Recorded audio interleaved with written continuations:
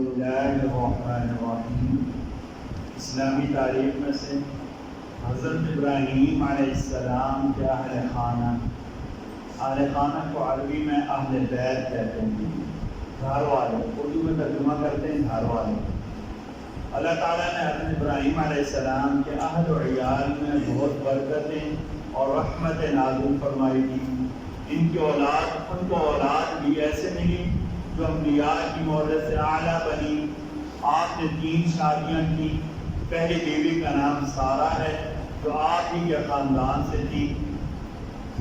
ان سے حضرت اسحاق علیہ السلام جیسے پیغمبر پیدا ہوئے، جن کی نسل سے تقریباً 3500 انبیاء آئے۔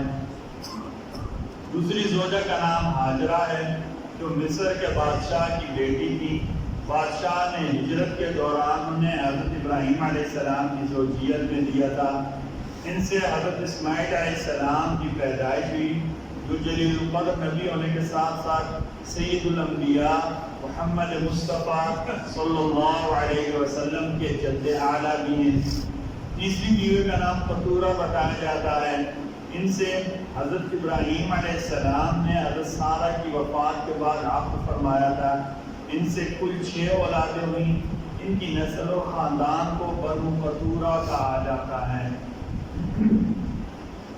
ایک فرض کے بارے میں، عشاء کی نماز کی اہمیت۔ نبی کریم صلی اللہ علیہ وسلم نے فرمایا، جس شخص نے عشاء کی نماز جماعت کے ساتھ پڑھی اس نے آدھی رات عبادت کی، اور جس نے فجر کی نماز جماعت سے پڑھ لی اس نے گویا ساری رات عبادت کر لی۔ یعنی 2 نمازیں پڑھیں، عشاء کی نماز پڑھیں اور فجر کی نماز کے بعد پڑھیں، اس کے درمیان بے شک آپ سوئے رہیں، آپ کے سونے کو اللہ تعالیٰ عبادت کے برابر بنا دیں گے۔ ایک سنت کے بارے میں، مہمان کو رخصت کرنے کا ادب۔ حضرت عبداللہ کے عباس بیان کرتے ہیں کہ نبی کریم صلی اللہ علیہ وسلم نے ایک مرتبہ کو رخصت کیا، یعنی میں آپ کے گھر گیا تو آپ صلی اللہ علیہ وسلم نے جو رخصت کیا تو جنت البقیع تک ساتھ تشریف لائے اور فرمایا، جاؤ اللہ کے نام سے افتخار، اے اللہ آپ ان کی مدد فرمائیں۔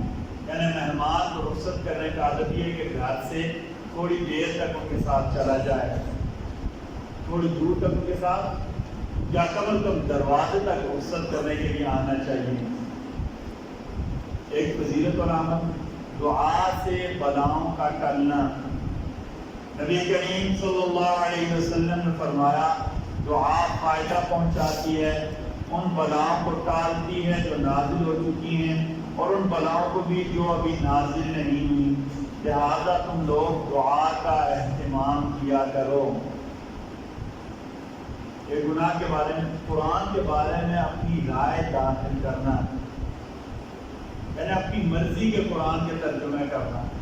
قرآن کا علم نہ ہو، قرآن کی تفسیر کا پتہ نہ ہو اور علوم دین کا پتہ نہ ہو، اپنی مرضی کے ترجمے اور تشریح کرتے رہنا، فیس بک کا پیج بنا لینا اور پھر وہ اپنی مرضی کی ترجمہ اور تشریح کرتے رہنا، اس کا گناہ کیا ہے؟ نبی کریم صلی اللہ علیہ وسلم نے فرمایا، جس نے قرآن میں اپنی رائے سے کوئی بات کہی وہ اپنا ٹھکانہ جہنم میں بنا لے گا۔ طب نبوی سے علاج، رائی کے فوائد۔ رائی سمجھتے ہیں نا، سرسوں کے دانے کو رکھتے۔ نبی کریم صلی اللہ علیہ وسلم نے فرمایا، تم لوگ رائی کو استعمال کیا کرو کیونکہ اللہ تعالیٰ نے اس میں بیماریوں سے شفا رکھی ہے۔ سرسوں کے تیل کا سب کو فائدہ پتہ ہے، سر پر لگانا فائدہ دیتا ہے، ٹھیک ہے۔ اس طرح اس میں چیزیں اگر پکائی جائیں تو کہتے ہیں اس میں کولیسٹرول انتہائی کم ہوتا ہے۔ پہلے زمانے میں ہم دیکھتے تھے پکوڑے وغیرہ سرسوں کے تیل میں بنائے جاتے تھے، جن میں کولیسٹرول یا چکنائی انتہائی کم ہوتی ہے، اس سے دل اور دیگر چیزیں محفوظ رہتی ہیں۔